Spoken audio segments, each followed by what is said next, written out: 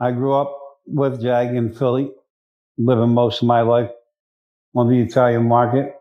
And the job is to keep Jaguar alive as long as possible, by any means possible, because the people that want to take her down happen to have a lot of power. Why all thought that Jaguar Wright's troubles were over after her recent arrest?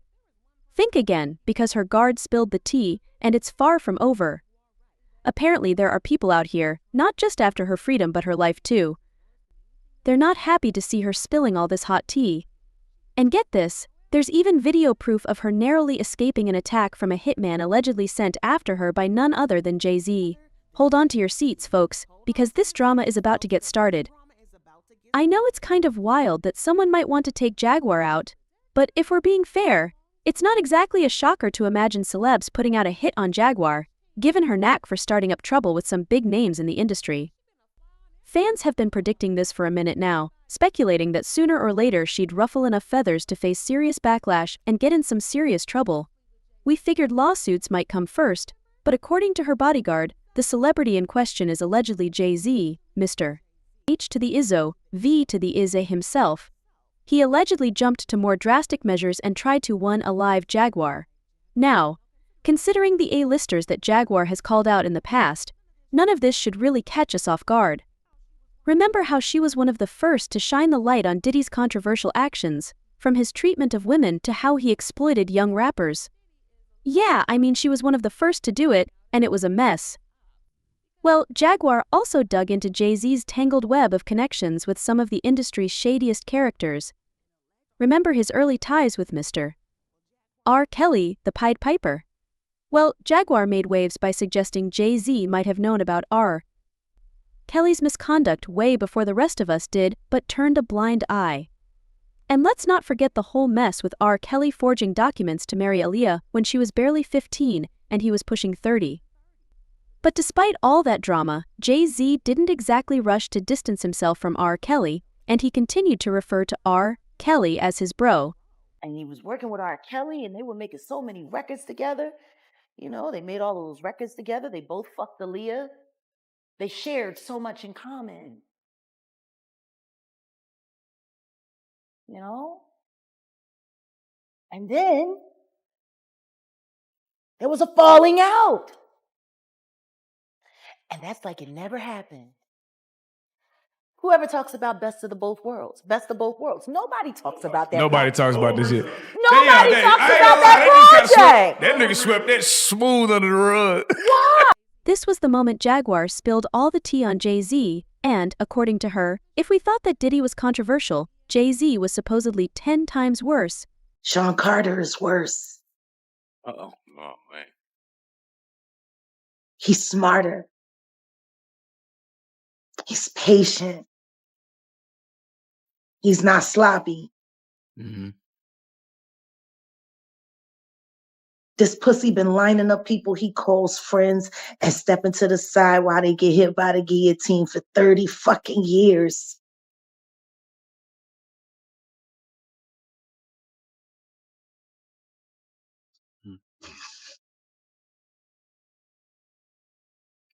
He's fucking worse. Jaguar also dished out on Jay-Z's shady business moves, like when he allegedly sold Roc-A-Fella Records right from underneath his partner Dame Dash. And here's the kicker: Aaliyah reportedly had a thing for Dame and ended up dating him instead of Jay-Z, who had his sights set on her too. I think everybody that knows Sean Carter knows that he will slump anyone in any relationship for $1. Look at how he did Dame. Like, I don't give a fuck if you wanted to get away from your homie, if you wanted to get away from your partner, but to do it the way he did it, it's malicious. But maybe that was because he was fucking the girl that didn't want you. Oh. But there's even more, why all?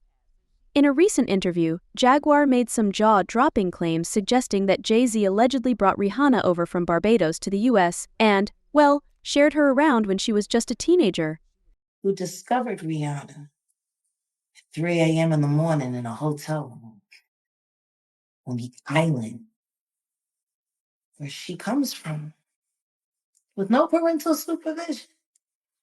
And then she was put on a private plane, a minor, from one country to another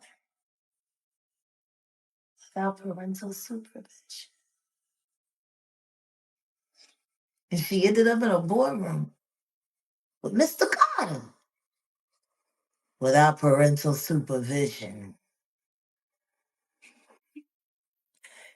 Y'all got young children. Would you just let your daughter leave and go to a whole other country with some motherfucking niggas you don't know? Absolutely not. Doing talent shows at 3 a.m. So you're saying that the rumors are true. There are rumors circulating that Rihanna was actually trafficked here. Are you saying that Starting to that's sound that way, because her daddy ain't show up till 24 hours later to pick up a $500,000 check for his daughter's ass.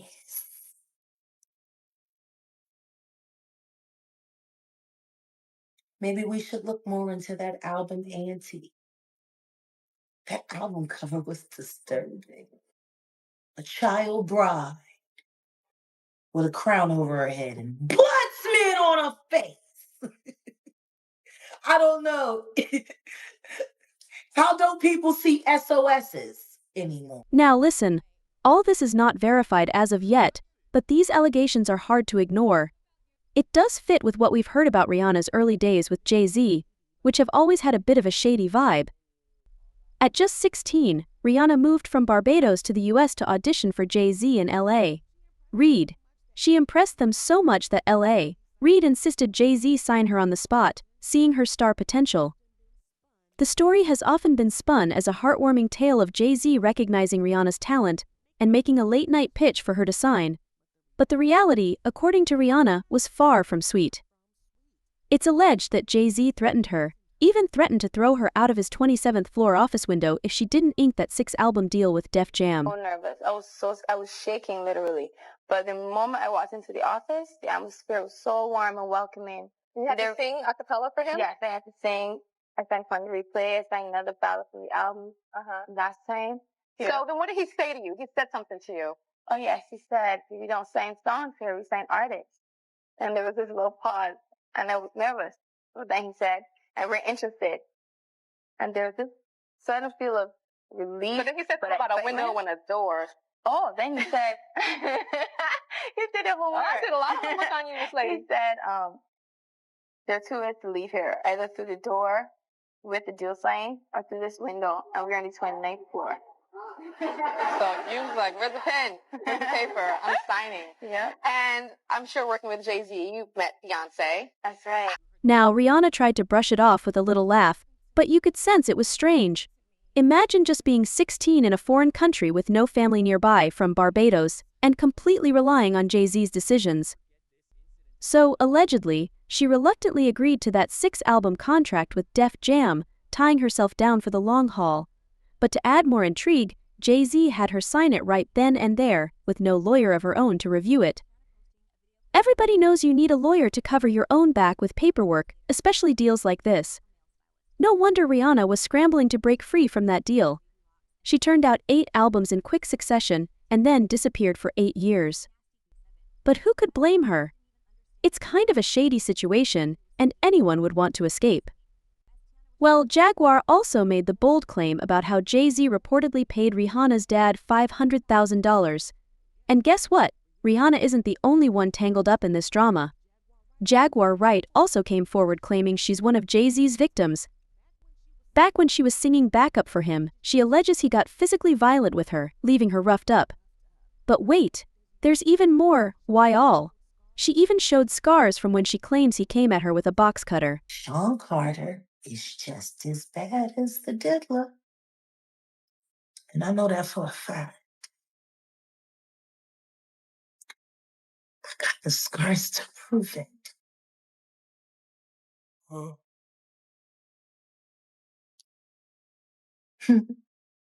So there's been so many people on the internet trying to figure out where you are. They're watching you. They're doing all types of stuff trying to figure you You out. want to know what a box cutter feels like going into your skin and ripping you? I can tell you how it feels.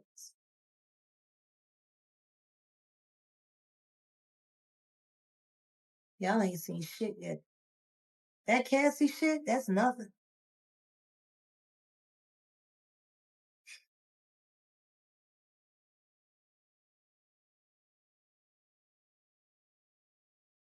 So are you trying to say like Jay-Z put hands on you? I'm saying Sean Carter remembers everything he did to me and he's got it on tape.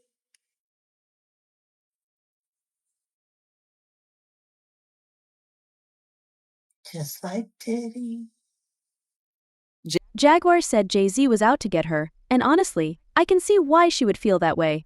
I mean, wielding a box cutter, if that's true, that is not just shady, it's downright calculated, and fits right into what her bodyguard mentioned about celebs targeting her.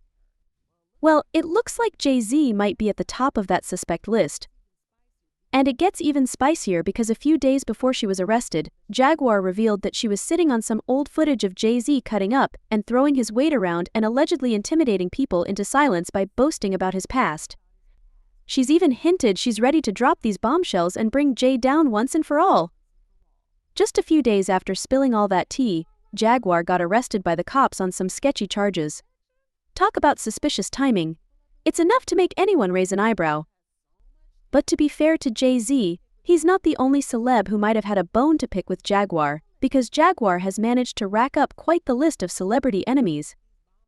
I mean, the day after she dropped these bombs about Jay-Z, she hopped on Armin Wiggins' show where she made some even wilder claims, like how she supposedly saw a tape of Megan going down on Nicki Minaj, if you know what I mean. Just say it, like, she done that. Jag, you throw out a lot of accusations. What did Nicki say? Nicki said what? Not Megan ate her pussy. She did though. She ate the box. And you done had me say the P word. I told you not to say it. Because you doing too much. Yes, I did. No, you did not. You want to know who showed it to me? Send me the tape. I can't, but I can tell you who got it. Well, just days after you know who got it, you want to know who got it. Char. When she dropped these allegations, more than 5,000 meals were going down on Jaguar. Jaguar denied these allegations, of course, crying foul play and accusing Hollywood bigwigs, especially Jay-Z, of trying to shut her up for good. And now her guards are dropping bombs that this might be more than just legal drama, that there's allegedly a sinister plot to take her out for good and permanently. Reintroduce yourself. Let them know where you're from. My name is Angelo, and I am Jaguar Wright's manager, friend, charge of security. I grew up with Jag in Philly, living most of my life on the Italian market. And the job is to keep Jaguar alive as long as possible, by any means possible, because the people that want to take her down happen to have a lot of power. And that's pretty sad. So, in other words, you're Jaguar Wright's muscle, if need be. Jaguar Wright's everything. There you go, if she needs everything, it to yeah. be. He also had some interesting things to say about Jaguar's ops. What are your thoughts on him today with all the Diddy rumors with Puff Daddy? And Well, you know that 99 people can't be wrong and Diddy's right. So you know it's him. And you guys can't be naive to the fact that this stuff happened. That's why I say you're not going to see anybody refute anything I say. You're also not going to see anybody refute anything that Jaguar says. The thing that scares people is that they know that we're telling the truth. Why hasn't anybody spoken out to say that Jaguar is wrong? I'm sorry, I'm a little upset about it because Al B. Shore just came out of his coma, and I've been talking to Al, and we've been texting back and forth, and I'm just glad that he's alive to text. oh, wow. Definitely. Definitely. Yeah. But when you think about Kim, I was thinking to myself the other day, Uptown Records started with 5 people. Andre Harrell, I'll Be Sure, Heavy D, and Puffy. And Kim was the longest working employee because she was there from the very beginning. She was Andre's personal assistant. Kim is dead. Heavy D is dead. Andre Harrell is dead. The only two left are Puffy and Al almost died. Isn't that interesting? That is interesting. Heavy D was found dead, face down in the heart attack. Andre Harrell, heart attack. Kim died from pneumonia, but there's the first coroner's report that said that she died. It was ruled a homicide, and they found toxins in her body to prove that she had been poisoned. You know, they have poisons that create heart attack and pneumonia-like symptoms. And then right after that, Al had a meeting, and I was going to meet up with him because we were in Vegas, and then the next thing you know, you want to know what they all had in common, though? The survivors and the late of Uptown Records, they were all writing tell-all books. Andre was writing a book right before he died. Heavy D was working on a book before he died. Kim Porter was working on a book before she died. And Al B. Sure was working on the documentary of his life. And then he goes into a coma. Has Puffy ever been in a coma? Has anything happened to him? He must be the luckiest motherfucker, because it seems like everybody that worked at Uptown Records from the very beginning is gone. Just him. I guess Al disappointed you. You know, it's... When you see this bullshit ass motherfucking game fucking with people that you love, that you like, you know, it's too many coincidences. Too many. Fuck you, Honeycomb. Oh. Stamp it. We gonna get you and your little dog, too. And congratulations, Young Miami. Run as fast as Cassie did. Has anybody asked themselves about that shit? I mean, yeah, I'm sure a lot of people are asking about what's going on with it. They say it's goals. Yeah, a lot of people are looking at it as like that's the way the new relationship should work. What, to get paid? Yeah, basically. She was getting $500K a month. She quit because he dropped her down. Yeah, I think that's where they're at with it now. No, but understand this. Think about this. And there are women in this room. Why would you quit? What the fuck is going on that $250,000 ain't enough? Ladies? Like, fuck the fact that he... I'm just saying, fuck the fact that he cut from 500 to 200. Who the fuck gives a shit? 200K? Who 250K? Who turning down 250K a month? What the fuck is going on in that relationship that 250K ain't enough? Could see some things. That ain't worth 250K. That's got to be some dark shit. Like, people are not understanding that girl quit 250K. 4 million every quarter. Well, I'm sorry, $1 million every quarter. Shit. Now, she was getting $2 million a quarter, but then she got, fuck you got going on. That's so deep that it ain't worth $1 million a quarter. They told a story about Cassie one time, and she was saying someone had asked her why she cut her hair, and she was like, Diddy said he just liked it that way. And they said when she answered the question, it was like she was in a trance. Like, she was just like, I just don't know. Diddy just said he would like my hair this way. And they was like so in awe, like how she didn't even have a thought about it. It was just what he wanted. That's how he operates. He has people followed. He has people watched. He does all kinds of fucking. He's a fucking piece of shit. Too much money. I feel bad for the kids. Like, don't think that there aren't moments when I'm speaking honestly about that motherfucker that I pray that his children don't hear it. Because that's still their dad. I know what it's like to have a baby with a fucked up ass motherfucker. Dad. I know what it's like to have a baby with a fucked up ass motherfucker. As much as I can't stand my ex-husband, I would never want my son to feel bad about either one of us being his parent. You know what I mean? Like, Exactly. I would never want that. Exactly. But their father is the fucking devil.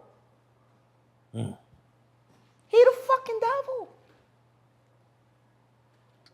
Hold that thought. Why do you think T.D. Jakes was at Puff Daddy's birthday party? I mean,